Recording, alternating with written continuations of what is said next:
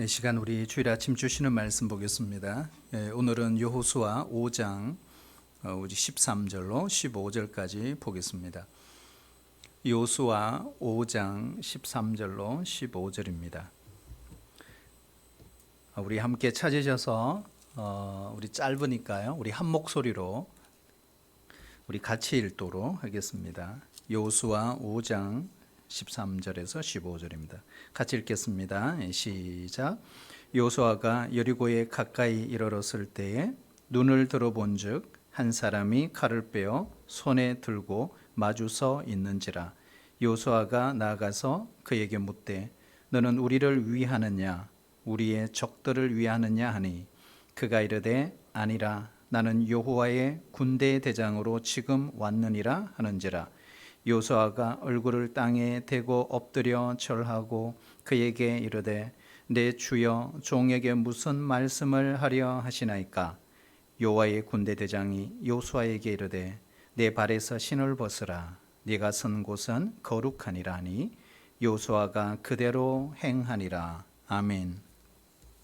우리 2021년 우리 새해가 밝았고 오늘 첫 주일입니다. 여전히 우리 코로나 일상이 만만치 않습니다. 하지만 하루속히 일상이 회복되도록 우리의 간절한 소원이 하나님께 올려지고 또 2021년도 주님과 함께 힘차게 출발하는 우리 귀한 성도들이 되시기를 주의 이름으로 축복합니다. 우리 한번 따라해 주실래요? 하나님과 함께 시작합시다. 하나님과 함께 시작하자. 우리가 새롭게 무언가를 시작한다는 것은 좋은 일이고 아름다운 일입니다. 시작은 작은 씨앗과 같습니다. 새로운 시작은 씨앗처럼 무한한 잠재력을 갖고 있습니다. 작은 시작, 조용한 시작을 통해 전개될 놀라운 미래의 일을 아시는 분은 오직 우리 하나님 한 분뿐입니다. 아브라함이 갈대아 우르를 떠나서 가나안 땅을 향해 내디뎠던 그 첫걸음을 기억해야 합니다. 그 첫걸음이 얼마나 중요한 사건이었는지 아브라함은 그 당시는 몰랐을 것입니다. 그가 내디뎠던 첫걸음은 그 새로운 시작은 결국 하나님의 구속의 드라마에 너무나 중요한 사건이 되었습니다. 그러므로 시작은 예고편과 같습니다. 어떤 사람의 그 시작하는 태도를 보면 어느 정도 그 사람의 미래를 예측할 수 있습니다. 가나안 땅을 정탐했던 12명 가운데 10명이 도중 하차했습니다. 그 중에 여호수아와 갈렙만 끝까지 완주하고 가나안 땅에 들어갔습니다. 10명의 정탐꾼과 여호수아와 갈렙의 차이는 마음의 태도에 있었습니다. 똑같은 가나안을 보았지만 그 해석은 하늘과 땅만큼 엄청난 차이가 있었습니다. 시작을 잘 했다고 해서 그렇다고 시련이 없는 것은 아닙니다. 장애물이 안 만나는 것은 결코 아닙니다.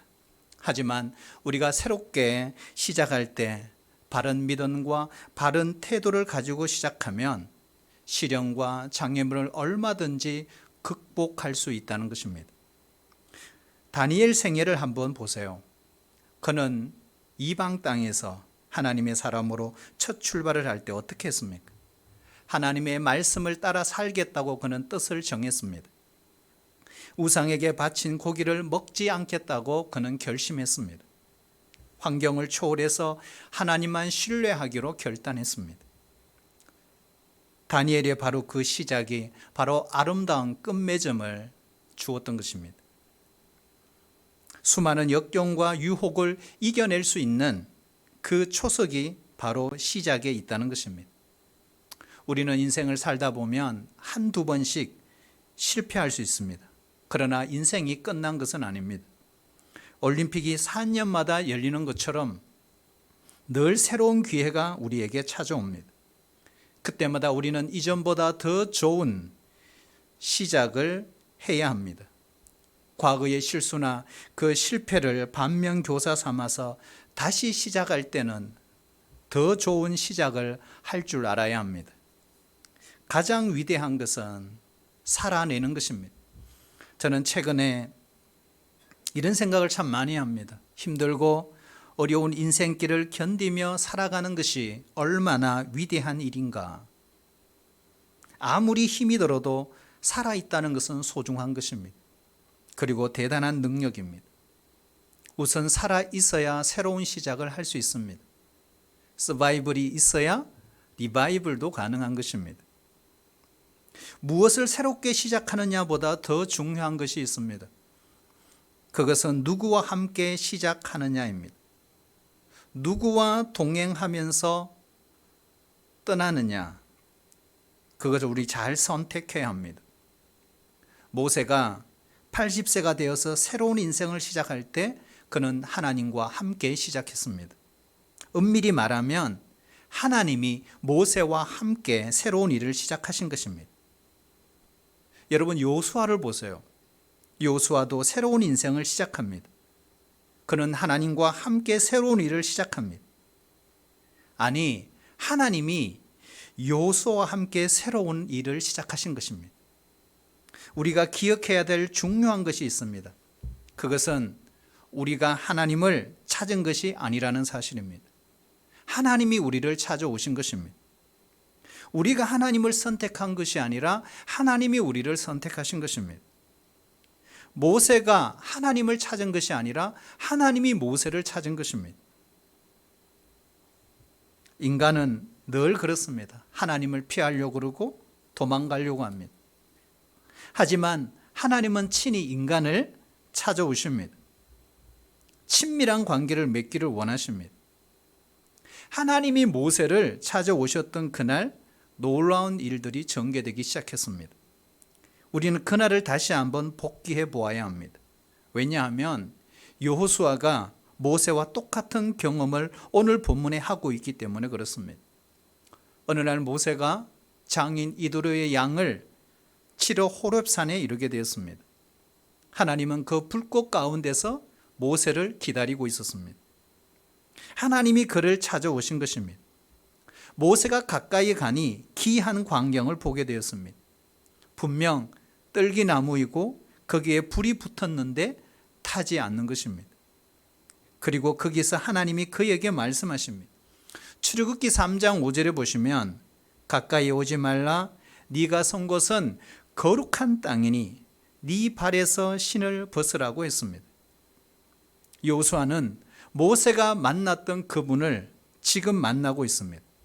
그는 여호와의 군대 대장이십니다.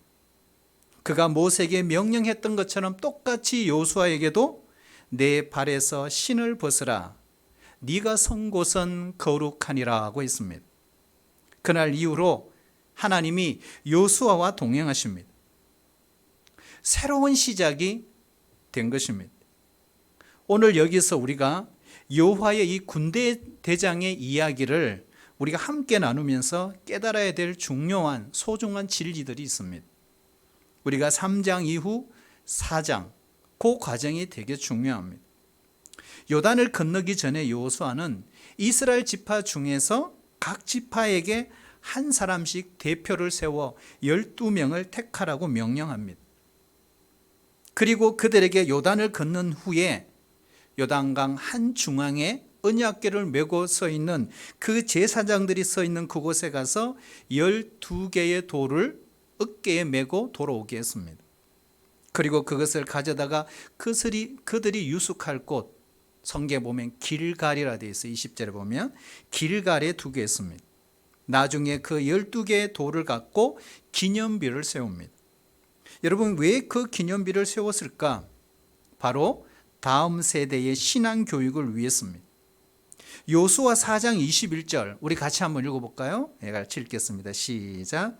후일에 너희의 자손들이 그들의 아버지에게 묻기를 이 돌들은 무슨 뜻이니까 하거든.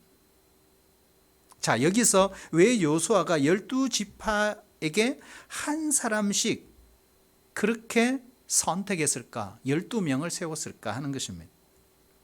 여호수아가 여리고성 치기 전에 정탐꾼을 12명을 보낸 게 아니죠. 2명만 보냈습니다. 그런데 지금은 12명이 12개의 돌들로 기념부를 세우고 있습니다. 그 배경을 보면 민수기 13장에서 12지파 중에 선택한 12명의 리더들이 정탐꾼이 되었습니다. 12명의 그 정탐꾼 가운데 10명의 정탐꾼이 하나님과 모세를 원망했습니다. 뿐만 아니라 모든 백성들로 이 10명의 정탐꾼이 하나님을 원망하게 했습니다. 결국 하나님은 그들을 모두 광야에서 죽게 하십니다. 그리고 여호수아와 갈렙만 선택하십니다. 그리고 가나안 땅을 정복하게 하셨습니다. 여러분, 여호수아는 어느 지파죠? 에브라임 지파죠. 그러니까 여호수아는 에브라임 지파 사람입니다. 갈렙은 유다 지파 사람입니다. 우리 같으면 어떻게 했을까요? 여호수아가 12지파가 아닌 바로 에브라임과 유다 지파만 선택을 해서 돌비를 세웠을 것입니다. 그러나 여호수아는 그렇게 하지 않았습니다. 그는 12지파 모두를 품었습니다. 정말 훌륭한 지도자입니다. 그들의 모든 후손들을 위해 12개의 돌비를 세운 것입니다. 여러분, 탁월한 지도자는 분열을 조장하지 않습니다. 연합을 도모합니다. 하나님은 연합을 통해 일하십니다. 연합은 뭐예요? 하나 된다는 뜻입니다. 한 마음을 의미합니다. 연합은 함께 동행하는 것을 말합니다. 함께 협력하는 것을 의미합니다. 그래서 연합은 강력한 힘이 있습니다. 숫자가 많은 것이 힘이죠. 숫자를 결코 우리는 무시할 수 없습니다. 많아지면요, 문제들을 돌파할 수 있는 능력이 생깁니다. 그래서 우리는 숫자가 많아지는 것을 좋아합니다. 숫자가 많아지고 거대해지면 사람들이 두려워합니다. 하지만 기억해야 합니다. 숫자가 많고 큰 것을 이길 수 있는 길이 있습니다. 그것이 바로 연합입니다. 연합하면 놀라운 힘을 발휘하게 되는 것입니다. 공동체의 응집력은 연합에 있습니다. 합심 기도가 그래서 힘이 있어요. 그래서 오늘 여호수아는 실패한 사람들에게도 기회를 줄 아는 사람입니다. 여호수아는 새로운 출발에서 다시 이스라엘이 연합하는 일에 힘쓰고 있습니다. 한때 실패했던 10지파와 그 후손을 품습니다. 모두가 가나안 정복에 동참하게 합니다. 그리고 더 중요한 것은 그 후손들이 하나님이 행하신 일을 기억하도록 기념비를 세우게 한 것입니다. 하나님은 아직 태어나지도 않는 그 후손들을 생각하고 계셨습니다. 확실히 분명한 것은 하나님의 생각과 우리의 생각은 차원이 다른 것입니다. 당장 물벽에 덮칠 것 같은 요단강에 1초라도 빨리 건너야 될 그 순간입니다. 하지만 하나님은 그 위급한 상황 가운데서 강 한복판에 다시 되돌아가서 12개의 돌을 어깨에 메고 가져 나오게 하신 것입니다. 하나님의 인도하심을 기념하고 그리고 자녀들에게 대대로 가르치기 위해서 그랬습니다. 우리는 순간의 그 위급한 상황을 모면하면 전부라고 생각할 때가 참 많아요.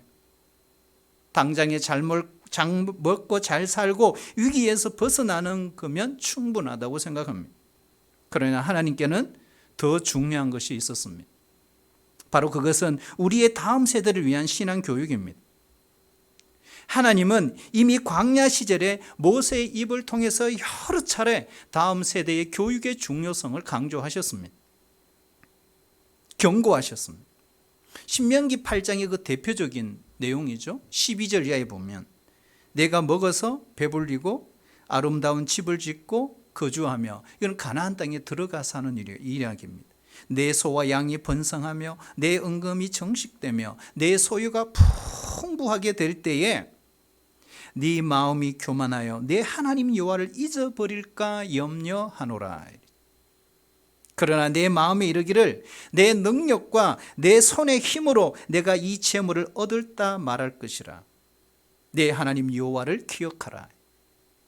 그가 내게 재물 얻을 능력을 주셨음이니라. 여호와께서 너희 앞에서 멸망시키신 민족들 같이 너희도 멸망하리니 이는 너희가 하나님 여호와의 소리를 청종하지 아니함이니라. 이 무슨 내용입니까? 여러분, 이스라엘 백성들은요, 광야에서 배고프고 힘든 상황에서도 그들은 죄를 반복해서 지었습니다. 그래도 광야 시절 그때는 자신들의 나약한 상황을 알고 있었어요. 그나마 하나님을 의지하고 살았습니다. 그런데 이제 가나안에 들어가서 정착하면서 물질적으로 풍성하고 그 평안한 때에 태어날 다음 세대들이 그만큼 타락할 위험이 크다는 것을 경고한 것입니다. 그래서 부모가 정신을 바짝 차리고 자녀에게 영적 지식을 가르쳐야 한다는 것입니다. 그렇지 않으면 그토록 갈망했던 물질의 풍요와 그 안정이 오히려 다음 세대의 영혼을 병들게 만든다는 것입니다.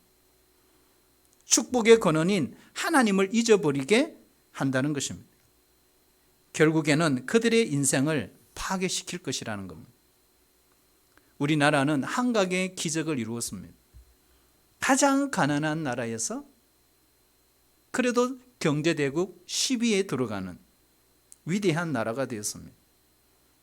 많은 열국들은, 열방들은 찬사를 보내고 있습니다. 이 경제 발전을 위해서 정신없이 달려온 우리 대한민국입니다. 이제는 먹고 살 만한 문제에 대해서 어느 정도 해결이 된 지금입니다.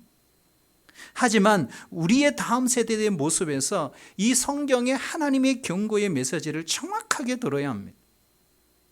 엄청난 돈과 시간을 들여서 공부에 매달리는 우리 아이들이 학교에서 시험을 기가 막히게 잘 치는지는 모르지만 갈수록 그들의 정신은 황폐해지고 있다는 것을 우리는 결코 부인할 수 없다는 것입니다. 바로 지금 그 어느 때보다 우리의 다음 세대들에게 영적 부흥이 일어나야 합니다. 1900년 초 우리나라는 일본에 넘어가서 민족의 순환을 겪었습니다. 하지만 여러분, 그 당시 우리의 다음 세대들은요, 선교사들이 세운 그런 기독교 학교에서 성경을 배웠습니다. 기도를 배웠습니다. 결코 꺾이지 않는 자유와 사랑의 정신을 배웠습니다. 그렇게 교육을 받은 이들이 대한민국의 주역들이 된 것입니다. 그런데 여러분, 지금은 어떤가요? 1세기를 지난 지금 오늘 우리 한국 교회 다시 한번 돌아봐야 합니다. 다음 세대들의 메마른 가슴에 예수님의 사랑을, 예수님의 그 복음을 불붙게 해야 합니다. 고생도 모르고 풍요 속에 자란 다음 세대들에게 우리는 길갈에서 12개의 돌을 세웠던 그 메시지를 들려주어야 합니다. 우리 자녀들이, 우리 아이들에게 아무리 공부를 열심히 가르쳐도요, 그들에게 하나님의 꿈, 하나님의 비전, 하나님의 약속을 심어주지 못하면 그들의 인생은 아무런 의미와 가치가 없는 인생으로 전락하고 말 것입니다. 다음 세대에게 무엇보다 시급한 것은 신앙의 힘을 체험하게 하는 것입니다. 영적인 부흥입니다. 우리가 인천항에 가보면 인천 상륙 작전의 영웅이었던 메가드 장군의 동상이 서 있습니다. 미국의 대참사를 불렸던 9.11 테러 그 쌍둥이 빌딩 옆에는 숨진 수천 명의 사람들을 위한 상징물이, 기념비가 서 있습니다. 길갈에 이 12개의 돌도 엄청난 이스라엘 백성들 입장에서는 역사의 현장에 기념할 만한 기념비가 된 것입니다. 그러나 여러분, 기념하는 그 기념 자체만, 기념비 자체만 가지고는 의미가 없어요. 거기에 각자의 살아있는 경험, 감동의 스토리가 있어야 합니다. 우리 자녀들에게 남의 이야기가 아닌 나의 가슴에 우러나는 내 체험담을 들려주어야 한다는 것입니다. 가문을 대표해서, 집안을 대표해서, 지파를 대표해서 그들은 요단강 한가운데 들어가 직접 가져온 그 돌에다가 성경에는 없지만 특별한 문장을 새길 수도 있습니다. 그리고 잘 보존하여 자기 후손들에게 전했을 것입니다. 그들에게는 12개의 돌 전체가 주는 그 의미 이상의 의미가 있는 것이죠. 자기가 직접 가져온 그 한 개의 돌의 의미가 훨씬 컸던 것입니다. 이처럼 여러분, 우리 부모에게는요, 자신만의 스토리, 자신의 삶 속에서 하나님을 만났던 생생한 체험담이 있어야 한다는 것입니다. 그것을 자녀에게 겸손하게 진실하게 들려주는 것입니다. 하나님을 빼버린 껍데기 같은 가르침을 주지 말고 하나님을 중심으로 한 부모로서의 진실한 이야기를 전해주어야 하는 것입니다. 구약 성경을 보면 이것이 바로 하나님이 명령하신 자녀 교육의 가장 중요한 핵심입니다. 결국 부모가 하나님을 진실하게 만나고 요단강을 기적 가운데 건너고 길갈에서 돌을 세우는 체험이 없다면 내 자녀가 하나님의 사람으로 성장하기를 바란다는 것은 어불성설입니다. 자녀 교육은 대충 그냥 되는 것이 아닙니다. 시간을 들여야 합니다. 정성을 들여야 합니다. 우리가 사교육을 시키는 글쎄 한 10%만 해도 놀라운 변화가 일어날 거예요. 부모가 열정으로 거듭 가르치는 믿음의 훈련 없이는요, 우리 자녀들이 이 세상의 가치관과 문화의 그 폭격으로부터 자녀를 지켜내기는 어렵습니다. 하나님은 이처럼 시급한 요단강 도하 한가운데 길갈에 12개의 돌을 가져오게 할 정도로 자녀 교육에 중요한 것을 우리에게 가르치고 있는 것이죠. 우리가 새해 2021년 시작하면서 정말 바빠요. 힘들어요. 하지만 우리의 현실을 잠시 멈추고 스스로 우리 자신에게 물어보아야 합니다. 오늘 내 자녀에게 어떤 하나님의 이야기를 들려줄 수 있을까? 우리 하나님은요, 신중하신 분입니다.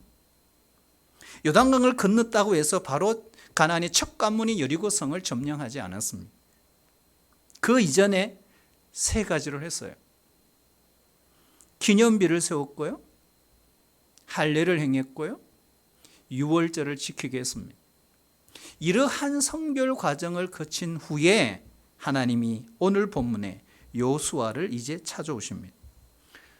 요수아는 호련히 나타나인 자기 앞에 가로막고 있는 한 사람을 만납니다. 칼을 뽑아들고 서 있었습니다. 여러분, 군대 서열상 이스라엘에게 있어서 가장 총지휘를 하는 높은 사람은 요수아입니다. 그런데 그 요수아 앞에서 칼을 뺄 수 있는 사람은 사실은 서열상 보면 아무도 없어요. 구테타가 아닌 이상. 바로 코앞에 여리고성을 둔 곳에서 더욱 이런 일은 놀라운 것입니다.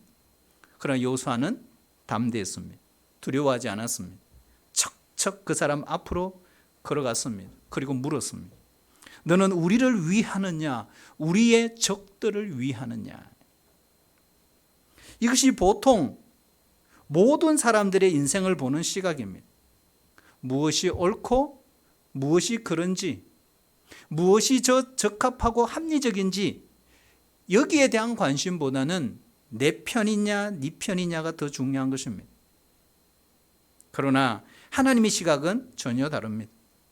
오늘 이 군대 대장이 뭐라고 합니까? 14절을 보면 아니라 나는 하나님의 군대 대장으로 지금 왔느니라.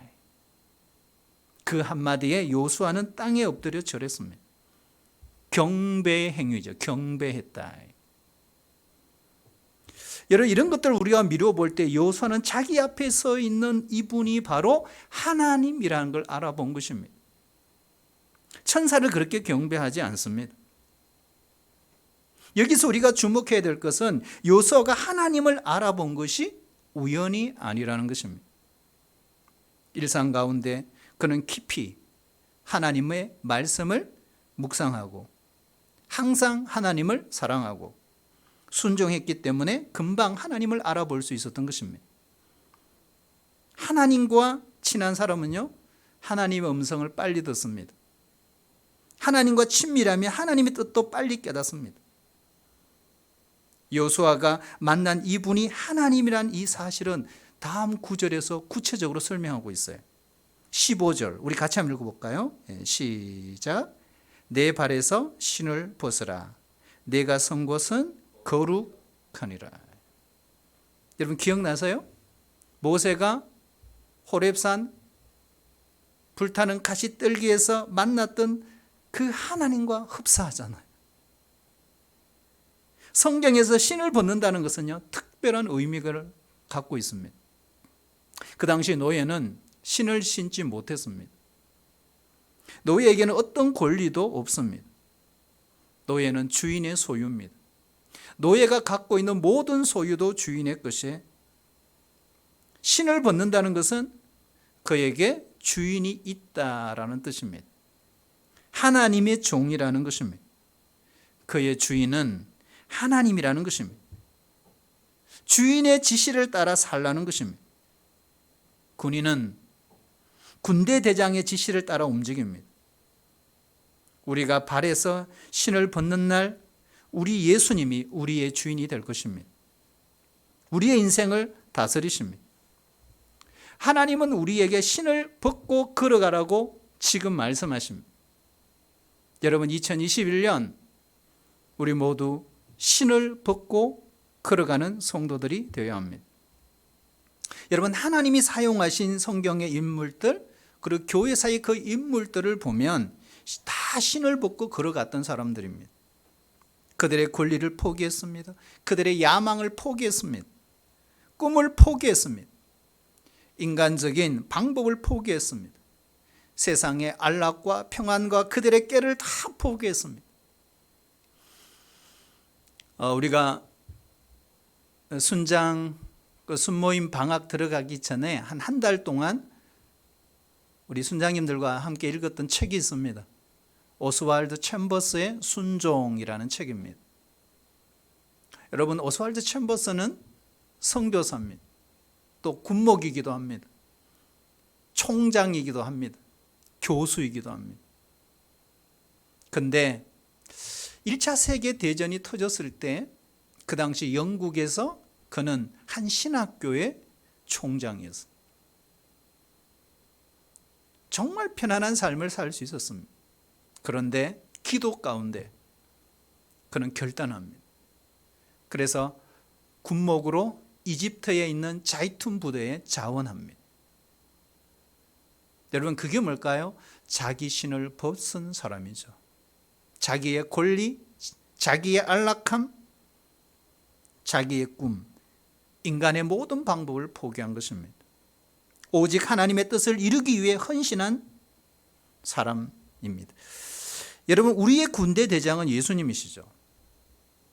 우리가 신발을 벗고 걸어갈 때 우리의 대장 되신 그 예수님이 우리를 대신해서 싸워주십니다. 여러분 발에서 신을 벗을 수 있기를 축복합니다. 그리고 우리의 육신의 힘을 빼야 합니다. 육신의 방법을 포기해야 합니다. 인간의 꾀를 버려야 합니다. 적군이 아무리 강해도 두려워하지 마십시오. 하나님 앞에서 전쟁하십시오. 하나님이 우리 편이 되시고 하나님이 우리를 대신해 싸워주시면 우리 앞에 그 적이 아무리 강하다 할지라도 우리는 이길 수 있습니다. 여호수아는 오늘 이 본문 말씀에 보면 하나님이 자신을 돕기 위해 온 것이 아니라 자신을 대신해서 지휘관으로 오셨다는 사실을 깨달았습니다. 200만 명이 넘는 이 백성을 이끌고 있는 지도자 여호수아, 절대 권력자가요 다른 사람에게 자신의 리더십을 양보하기란 쉽지 않습니다. 자존심 때문에 쉽게 양보하지 못합니다. 그러나 여호수아에게는 정말 중요한 것은 자신의 자존심이 아니에요. 명예가 아닙니다. 바로 이스라엘 민족의 안녕입니다. 그래서 그가 하나님께 항복한 것이죠.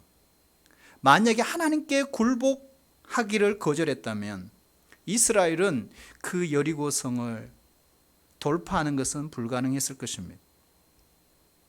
인생에서 가장 어려운 것 중에 하나는요, 자신의 무기력을 인정하는 것입니다. 자신의 자리를 양보하는 것입니다. 그런데 많은 역사의 지도자들을 보면 그 결단을 내리지 못해서 끝까지 고집 피우며 자기가 아니면 안 된다고 했다가 큰 비극을 맞이한 일들이 많아요. 하지만 하나님의 사람 여호수아는 결단을 내립니다. 하나님 앞에 무릎을 꿇습니다. 그리고 자신의 지휘권을 끝까지 그분에게 다 이양합니다. 가장 위대한 순간입니다. 하나님께 내 인생에 이끌 고난을 여러분 이양하시기를 축복합니다. 그는 내가 이끌 이 모든 사람들을 다스릴 권한을 깨끗하게 그분에게 드리는 순간 하나님은 일하십니다.